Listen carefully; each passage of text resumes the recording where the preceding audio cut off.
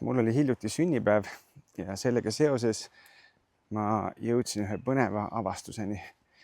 Tegelikult juba paar aastat tagasi mind hakkas häirima see, et kui mul oli sünnipäev, siis Facebookis inimesed soovisid õnne, aga nad tegid seda hästi üldiselt, hästi geneeriliselt, ehk siis lihtsalt palju õnne, that's it.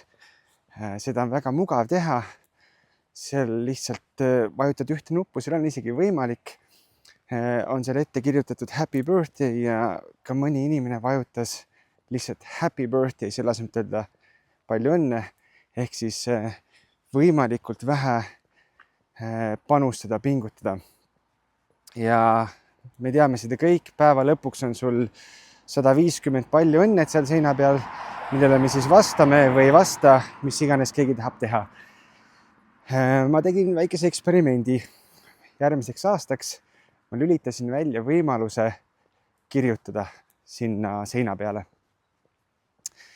Sellest tulenevalt tuli umbes 80% vähem sooviavaldusi, aga ikkagi tuli.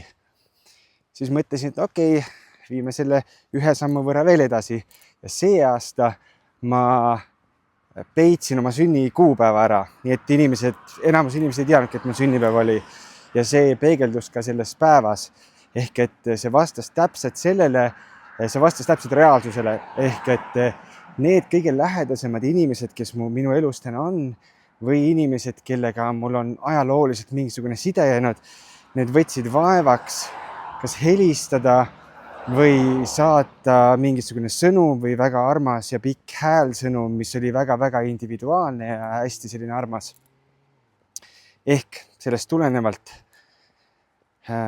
lähisuhted on ülimalt olulised, väärtustage neid ja üks põnev mõte võib-olla, mis sellest kõigest kaasa võtta, on see, et ei hakka mitte mingit moraali lugema, lihtsalt järgmine kord, kui sa lähed Facebooki, kellelgi on sünnipäev, kes ei ole sul lähedane sõber, ja sa tahad vajutada palju õnne nuppu, siis mõtle, miks sa seda üldse teed ja kas võiks jätta seda tegemata või kui see on sul lähedane sõber, siis miks mitte võtta vaevaks ja saata midagi väga personaalset ja isiklikku.